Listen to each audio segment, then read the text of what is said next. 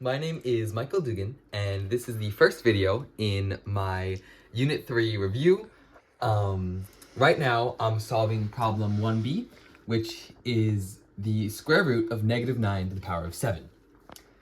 So there are two things before we start solving that we have to notice about this problem. First, there are parentheses, which means, according to our order of operations, that we have to solve what's inside of the parentheses before we worry about the 7 on the outside.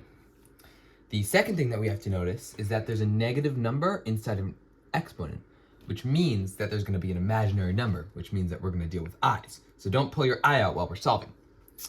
So the first thing that we have to do as we were solving is notice the digit on the inside. That's a 9. The square root of 9 is 3. And now what we have left in our radical is a negative 1. By definition, the square root of negative 1 is I. So what we've simplified down to is 3i to the power of 7. This is where our order of operation rules come in and where our I exponential rules come in. So since we're in parentheses, that means both 7 will be multiplied to the power of 7 and also I. So 7, of course, or 3 to the power of 7 is 2,187. And we have to first explain our I rules. So the way that I works is when it's multiplied to the power of 0, or when it's multiplied to the power of 0, it becomes a positive 1, as all other numbers do.